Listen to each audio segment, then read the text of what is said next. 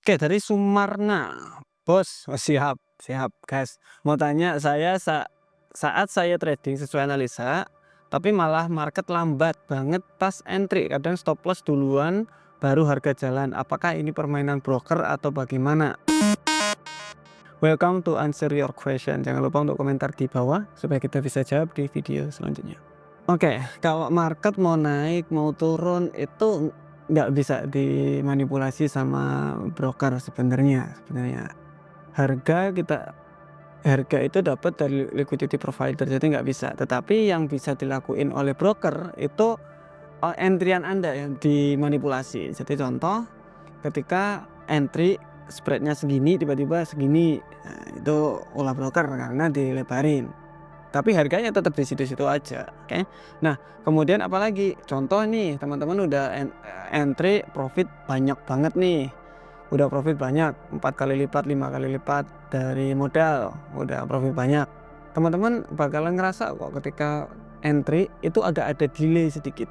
Ada delay gitu sedikit. Terus mau close semua itu juga ada delay sedikit. Itu juga broker, karena broker juga nggak mau rugi, liquidity provider juga nggak mau rugi. Jadi mereka gimana caranya untuk memanipulasi harga. Makanya kalau saya bilang WD aja, sering-sering banyak-banyak WD. Oke. Cara menanggulanginya gimana? Sesuai sama trading plan aja, ada SL, ada TP, biarin. Lama-kelamaan Bapak udah punya trading plan sendiri, tinggal dieksekusi, nggak usah mikir-mikir yang lain. Selama brokernya itu terregulasi dengan baik, walaupun mereka manipulasinya nggak bakalan yang begitu signifikan. Nah, gitu.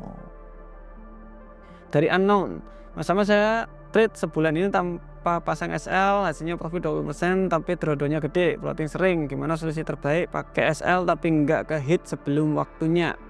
SL terlalu dekat berarti gini, cara menentukan SL atau SL kenapa ada di sana. Jadi contoh ada area di sini nih. Oke. Kita taruh di sini, oke. Fibonacci. Contoh belum selesai. Nah, harga tren sedang naik, berarti kita naruh Fibonacci dari bawah ke atas. Area entry ada di sini nih, 61,8 sama 78,6. Udah nyentuh area entry. SL di mana? Jadi contoh ini udah nyentuh di sini, SL-nya di tengah-tengah 78,6 sama 100 di tengah-tengah sini lah. TP-nya di atas sana. Di 27% ini bisa. Nah, dari sini apa yang kita bisa lihat? Kenapa kalau saya taruh SL di sini? Karena biasanya kalau SL ini tersentuh, ini lanjut untuk turun. Ada alasannya SL stop loss itu ada alasannya. Jadi jangan terlalu pendek, jangan terlalu besar. Tapi harus ada alasannya kenapa kita taruh SL di sana. Oke, dari Rian Libert, Mas, untuk strategi momentum candle Fibonacci kalau ada ekor-ekornya kecil itu gimana? Entry atau skip? Kalau nggak ada ekor kecilnya, kalau nggak ada ekor kecilnya, nggak ada kayak gini, ini ya. Ini saya harus bagaimana? Ya wes nggak usah entry juga nggak apa-apa. Tapi biasanya 27% Fibonacci. Ini saya tunjukin.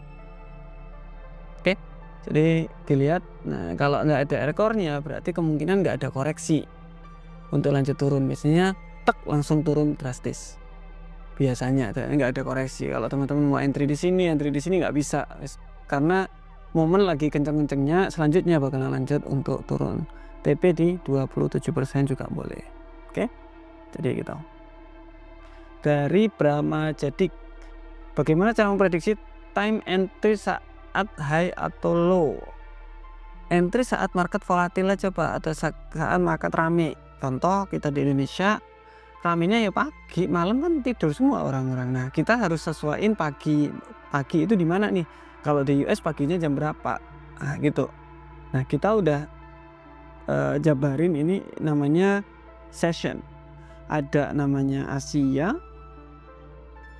kemudian London, kita bagi menjadi 3, sama New York. Oke, kita bagi jadi 3, Asia, London, sama New York. Oke, Asia jam 6 sampai jam 2, London jam 2 sampai jam 10, New York jam 7 sampai jam 3 pagi.